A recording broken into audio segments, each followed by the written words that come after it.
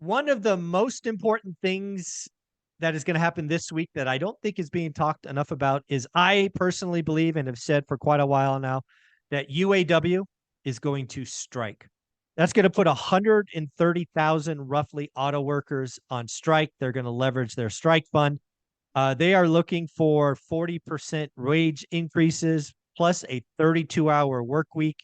And the last offers I saw from Big Auto was like 12 or 13%. There's a mile between what is going on. So I think a strike is inevitable. I think it's 99.99999% sure it's coming. So I don't know what you're thinking about, Taylor from Life Goal Investments, but you're a Wall Street guy. What's going on? Totally agree. Totally agree. So these contracts get reset every 4 years, and they now have a new president who is an ex-electrician from Chrysler. So he came up through the ranks and has been in the labor negotiations now and has proven himself to be a hardliner. So he's been around for a long time, and he is known to be a hardliner. So to your point, I saw 15% from Ford and 14% from GM or something like that. And I didn't see Stellantis's number, but we are light years apart. 40% on one side, 12, 13, 14, 15% is what the big three autos are willing to pay them. So this is something that is very, very likely to play out. I'd be shocked if those two can come together. I did some digging into what the actual strike fund looks like for the UAW, United Auto Workers, and it looks like it's about $825 million. Yep.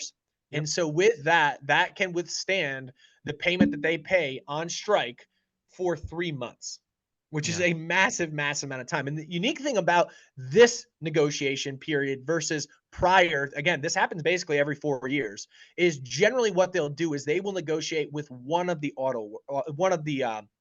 big three. So the United Auto Workers will say, hey, we're going to negotiate directly with Ford.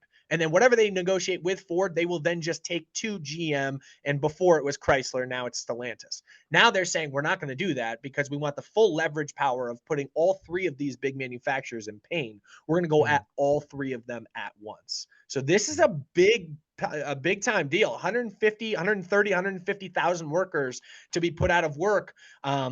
We'll see the way it plays out. It's interesting though. Yeah, and one of the things that I'm going to be watching for, and it needs to probably happen, and then because I think it's the 15th, right? I think it's September 14th. Friday. Yeah, Yep. it's Friday, right? September 15th. One of the things that I'm going to be interesting to watch is President Biden. President Biden's reputation obviously is pro-union. Yep. Great, it is Yep. what it is. Yep.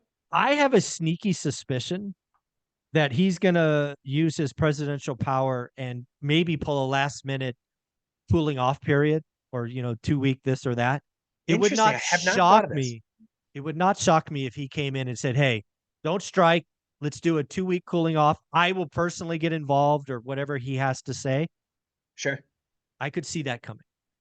What's interesting. So our auto manufacturing and right down to the end sales of cars, the auto industry is pretty well a mess right now. And it has led to massive, massive inflationary pressures over the past couple of years. So I just did a little bit of work on this.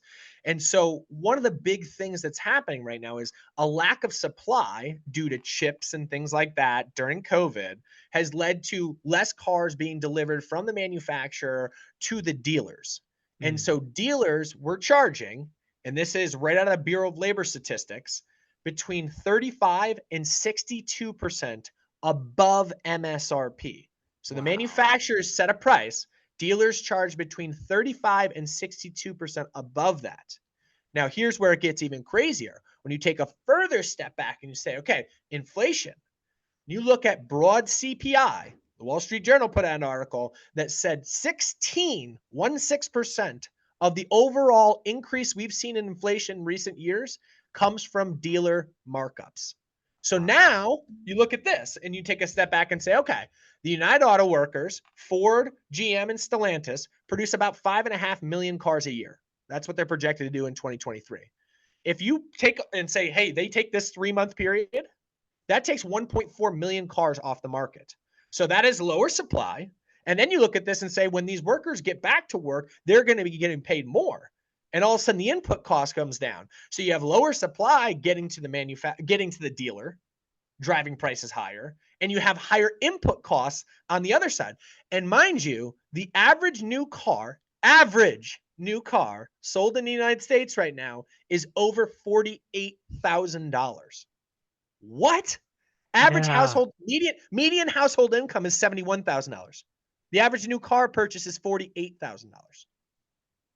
Yeah, there's so much in that I want to break down. Where I was going to go next, and you sort of touched on it, is let's just play for a minute because the strike will end at some point, Yep, in my opinion, correct. right? Correct. That will lead to higher wages. Correct. Not 15, not 40, Somewhere something in in the between. middle. Let's Yep. pick 30 just because it's a round number. Ford, GM, Stellantis don't have 30% of margin to give up. So where does that go, folks? Where does 30% cost get passed to? There's User. only one answer. The consumer. The Yeah. consumer. And I it'll mean, happen quickly. what the market is telling us right now with how they're pricing these stocks is that they don't know that they're going to be around in 10 years. These stocks are trading at 3 to 6 times earnings. 3 to 6 times earnings. And what is the outstanding factor? It's autonomous driving, it's EV. It is the Tesla pressure that is being forced on top of everybody right now.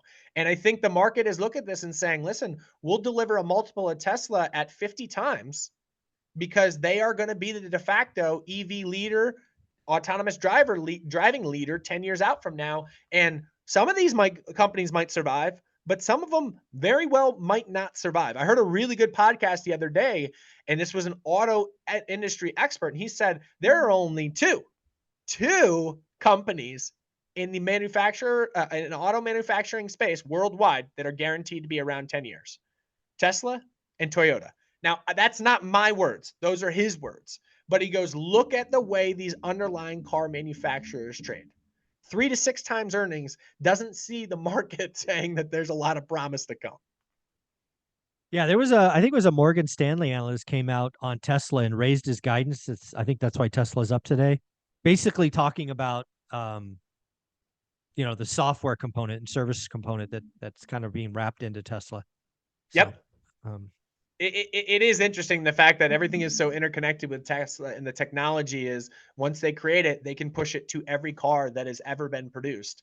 And maybe at some point that won't be a fair statement, but the technology in all the cars are connected via the internet, via Wi-Fi, and they get updated. And maybe at some point a car will have hardware that can't take the new software updates. But at this point, they're claiming that every software update can be delivered to all Tesla cars that have been created. Yeah. So at the end of the day, you're coming down UAW strike unless there's a presidential intervention. Correct. And I hadn't even thought of that. It's a really good point because this is such a headline. Unions are such a hot button. We went through UPS a while back. Now we're on to UAW. And it's a hot button politically. And so I would not be shocked. It's a really good point by you that I hadn't thought of. Yeah. Taylor, where can people follow you? Yeah, follow us at Life Goal Investments. We're on both Instagram and on TikTok putting out daily content. Thank you so much.